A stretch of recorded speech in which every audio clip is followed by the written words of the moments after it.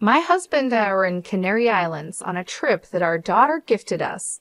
During this joyful journey, something unexpected happened. We ran into my ex-fiancé, who is a doctor, along with the friends who stole him from me. They looked down on us and started talking badly about us. But when my husband asked, "Do you know who I am?" everything changed for them, and their lives took a turn for the worse. I'm Jenna, 51 years old, living with my husband, Julian. Our daughter, Maud, has become independent and is busy with her work and love life. She visits us occasionally and shares different stories, which makes us happy because she seems to be leading a fulfilling life. Maud is not Julian's child. Her real father passed away from illness when Maud was just 5 years old. It was a deeply sad time for us, and it took a long time to recover. However, thanks to a certain person, we were able to enjoy life again, though that same person would later betray us. 20 years ago, my husband suddenly collapsed and was rushed to the hospital for emergency care. A few months later, he passed away. At first, I couldn't accept this reality and spent my days in deep sadness, barely able to take care of Maud. Working was out of the question. My mother, who came to help from my parents' home out of concern, suggested that I see a psychiatrist. Dr. Austin, the psychiatrist who treated me, was incredibly understanding and kind. He and his father ran the clinic together, treating many patients as a two-person team. It was always busy because of the number of people needing help, but despite everything, Dr. Austin showed concern for Maud, who had suddenly lost her dad, and suggested she attend sessions with me. I was so caught up in my own problems that I didn't realize Maud was also hurting. I blamed myself, thinking I was a failure as a mom and wondering if things would be better if I weren't around. It's easy to lose sight of everything when you suddenly lose a partner you've been with for years. Dr. Austin never dismissed my feelings. He gave me medication and also provided emotional support. He told me, "Please come in right away if anything happens. If it's hard to come to the clinic, please call this number." He handed me a business card with his phone number on it. At first, I thought it might be a bother to call him, but I also knew I might need it in desperate times. Once, when I was feeling so low that I considered leaving this world and leaving Maud behind, I called Dr. Austin for help. He listened to my tearful words without interrupting, offering advice and encouragement that greatly relieved me. Just as I was about to hang up, he said, "If it's okay with you, I can give you my ID so you can send me messages." We started exchanging messages, and thanks to that, I gradually began to feel better. The days when I didn't think about my late husband became more frequent, and I eventually recovered enough to return to work. I sent Dr. Austin a message of gratitude, thanking him for everything. Then, to my surprise, he replied, "Jenna, if it's all right with you, I'd like to be there for you in your personal life too." I was shocked. I never imagined Dr. Austin had feelings for me. He said, "I understand you're a widow and heartbroken, but to be honest, I fell in love with you at first sight. I really like you and would never leave you. Would you consider being in a relationship with me?" His sudden confession took me by surprise. I wasn't aware of his feelings and couldn't believe he would want to pursue a relationship with a patient. Dr. Austin is handsome and well off, so I couldn't understand why he would be interested in a single mother like me. I shared my honest thoughts with him, but he assured me, "You're the only one for me. I can't even think about other women." Hearing this, and considering how much he had supported Maud and me, I decided to start dating him. In hindsight, it was risky for a doctor to pursue a relationship with a patient, especially someone like me, living far from the world of luxury. But despite these concerns, we continued our relationship for about a year. "I want to support Jenna and Maud for life," Austin said when he proposed. After discussing it thoroughly with Maud, we happily got engaged. Austin was very affectionate toward Maud, and they even went to the park together on weekends. One day, at the park, I met Kate again. Her mom, Sydney and Austin were chatting the whole time. Austin was also great at getting along with the other moms, which made me trust him completely. Even though we weren't married yet, he was already involved with the mom friends, and I thanked him for that. Austin just laughed and said, "That's normal. Once we're married, it's the natural thing to do." I thought Austin was truly wonderful. Then one day, in the middle of our happy life, Kate said something that caught me off guard. She told me that Austin was going to be her dad soon, just like he was going to be Maud's dad. I was stunned for a moment but brushed it off, thinking it was just a child's imagination. Austin was great with kids, and I figured Kate just liked him and was pretending. So I didn't think much of it. But that night, everything changed. Austin told me, "I'm sorry, but let's forget about the marriage." I was confused and immediately asked him why. He confessed, "Actually, I've fallen for someone else." Maud's words flashed through my mind, and I asked, "Don't tell me it's Sydney, Kate's mom." Austin froze, his face turning pale. Seeing his reaction, I realized he had planned to break up with me without mentioning Sydney. It shocked me that he would go after a married woman, especially the mother of Maud's friend. I felt betrayed and pleaded with Austin, trying to hold back my tears. But he cut me off, shouting, "Shut up." I was stunned by his sudden change. Luckily, Maud was staying at my parents' house at the time. Austin then added, "Sydney is more beautiful than you, and we're more physically compatible. Besides, you've been rejecting me lately because of Maud." I couldn't believe he chose Sydney for such shallow reasons. Whether Austin initiated it or Sydney did, it didn't matter, they both had crossed a line. As I tried to process everything, Austin made a cruel remark, saying he was drawn to the idea of being with a grieving widow. "I liked the way you looked, even though your clothes and hair were a bit shabby. But it was your appearance as a widow that really attracted me. I wanted to control you." It was awful to realize that he never loved me for who I was. He continued, "I kept treating you because I didn't want another doctor to take you away. It was a mistake that you recovered so well. Maybe it's thanks to my skills as a doctor. I should have made sure you kept coming to the hospital." I was shocked and couldn't understand what he was saying. As Austin continued his hurtful words, I quickly became disillusioned with him. I had had enough and said, "Let's break up, and you'll pay compensation for breaking off the engagement." Austin looked surprised for a moment, but seemed eager to be with Sydney. "I'm a doctor, and money is no problem for me. Here, take it. With your poor appearance, you should go to a beauty salon. But since you'll be a single mother now, maybe not." And so, my relationship with the despicable Austin ended. I also demanded compensation from Sydney. She said, "Since you're a single mother, you'll need money. Fine, I'll donate this to you. In return, I'll take Austin without any hesitation. Bye, greedy poor person." I was never particularly close to Sydney, but I never imagined her character could be this bad. At this point, it seemed those two were a perfect match for each other. In fact, I even thought it was probably for the best that Sydney took Austin away. Later, I found out that Sydney got divorced, and within 3 months, both she and Austin had left town. However, since Austin's father's clinic was in the area, they likely hadn't moved far away. By the way, Kate, who was excited about Austin becoming her dad, ended up under the custody of Sydney's husband. Apparently, it was too difficult for Sydney's husband to raise Kate alone, so he also moved back to his parents' home. This news made Maud burst into tears. "I don't want Austin to leave," she cried. More than being upset about Sydney taking Austin away, I was heartbroken to see Maud cry. I had never wished for someone's misfortune before, but after everything that happened, I sincerely hoped those two would be unhappy. Now, at 51, I'm very happy. I thought I was done with men, but then I met someone by chance and remarried.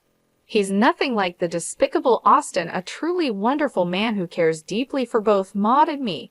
His name is Julian, and he's 55 years old. Although he's usually busy with work, he frequently makes time for our family. Now that Maud is independent and it's just the two of us, we're living like newlyweds.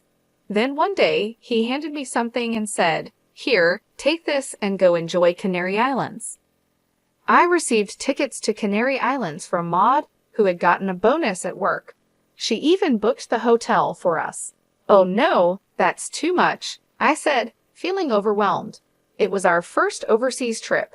"Aren't you coming with us, Maud?" I asked. "It's a token of my appreciation for all you've done, so go enjoy it together," she replied. We accepted Maud's kind offer and decided to go on the trip to Canary Islands. It was our first overseas trip as a couple, and it was incredibly fun. After a long day of sightseeing, we headed back to our hotel. Suddenly, I heard a voice. "Huh, is that Jenna?" I turned towards the voice and, to my surprise, saw Austin and Sydney, the ones who had betrayed me at the same hotel we were staying in. "Who's that?" Austin asked, pointing at Julian. "He's my husband," I replied. Both of them started laughing. "You remarried, but your new man looks, I don't know, kind of poor," they said, suddenly insulting Julian. It's true that Julian isn't fussy about his appearance and rarely wears brand-name clothes. "Excuse me, but what brand is that outfit?" Austin asked in a clearly condescending tone. When Julian mentioned the name of a clothing chain store, the two of them burst into laughter. "What? You shop there? You're poorer than I thought. Unbelievable. Isn't that the store where only really broke people shop?" They mocked a person they had just met, and I was so shocked that I couldn't speak. "You seem to be struggling with money, yet you're on a trip to Canary Islands. Are you sure it's okay?" Austin questioned. Julian responded calmly, "Actually, it's a gift from our daughter, which we're very grateful for." Julian's smile and composure showed a mature response. "Daughter? You mean Maud? She's already an adult, but it's pathetic to beg your own child for a trip to Canary Islands. If you're going to beg, ask for clothes, not a trip," they continued mocking. "Exactly, Jenna, still living a poor life even after getting married. Isn't that crazy?" Their rudeness was too much, and I was furious, ready to respond. But before I could say anything, Julian spoke up. "Excuse me, but Jenna is not poor. While it's questionable to berate a stranger, I cannot tolerate insults toward Jenna." Julian stood up for me. "Huh? What are you trying to prove, poor man?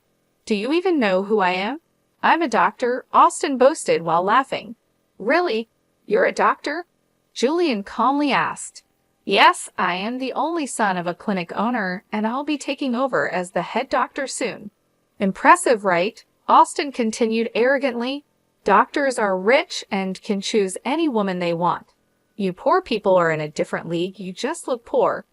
I couldn't bear to listen to Austin's words anymore, and meanwhile, Sydney stood there with a nasty smirk on her face.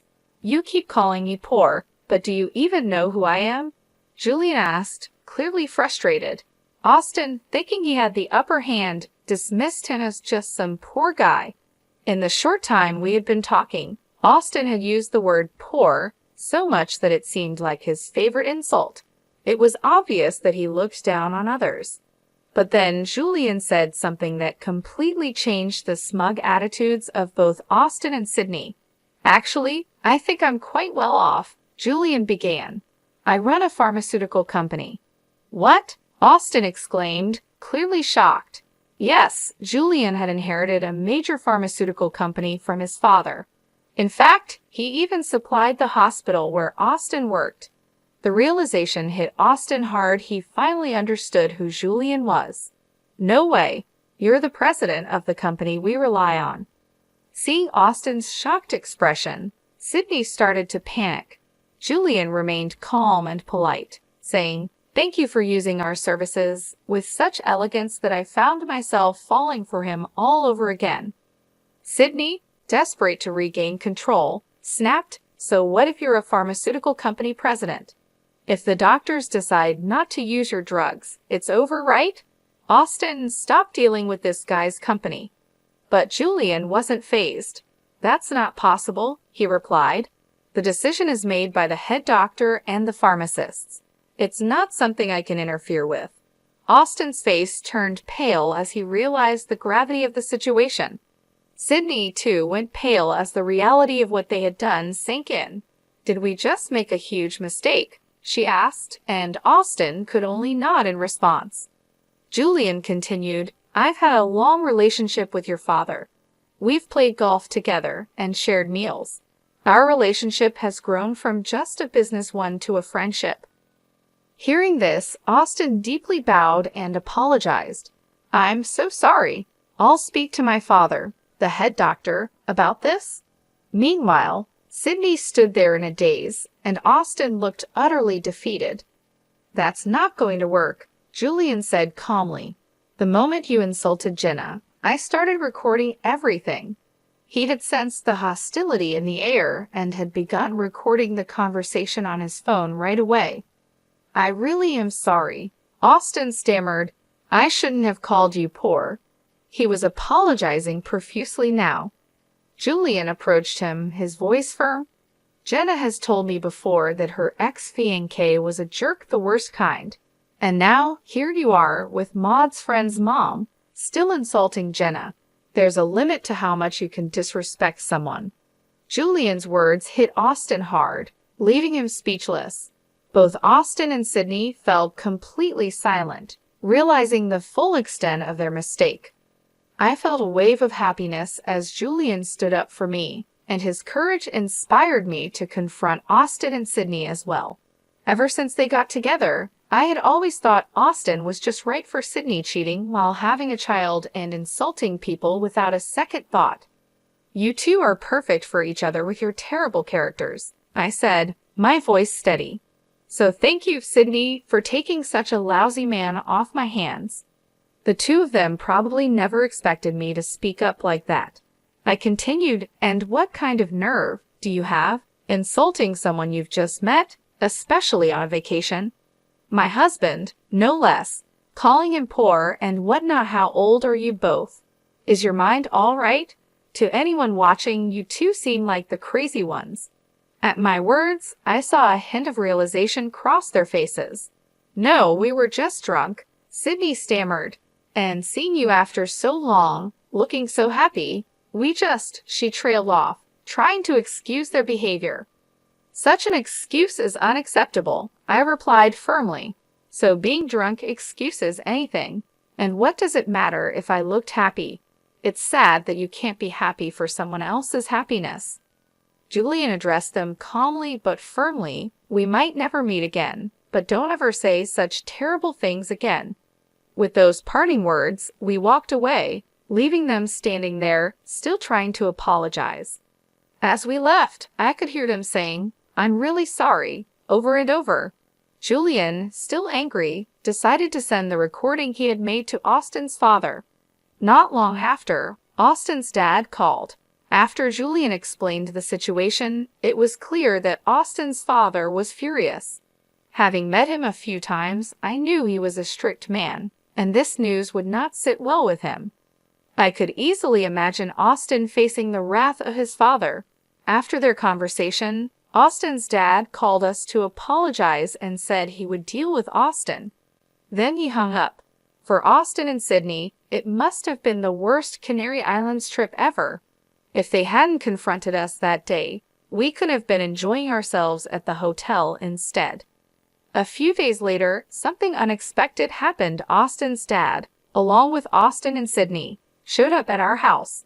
Sydney was wearing light makeup, and both of them had noticeably red faces, clearly embarrassed. "We are truly sorry for what we did," they apologized sincerely. Acknowledging that they had wronged us, they offered a substantial amount of money as compensation. At first, we refused, but they insisted, so we accepted it. After that, the three of them left. Later, Austin's dad told Julian that Austin and Sydney had gotten divorced. It turned out that Austin's father had pressured them into it. He had never approved of their marriage from the start. Moreover, Austin was supposed to take over the family clinic, but that plan was now off, and he even faced a salary cut. As for Sydney, I didn't know what became of her afterward, but I recently heard a rumor that she was spotted working in a mature women's delivery service, looking quite haggard and struggling. Who could have imagined such an ending for someone who abandoned her child and stole her classmate's mom's fiancé? But I thought it was their responsibility to deal with the consequences of their actions. As for us, we felt upset after that incident, but after a good night's sleep, we felt refreshed and enjoyed the rest of our Canary Islands trip. When we told Maud about our experience, she laughed and said, "That's a good example of the kind of adult not to become." Indeed, I thought it was for the best that we had split up with Austin, especially for Maud's sake. Now, we're planning our next family vacation, eagerly looking forward to our happy trip together.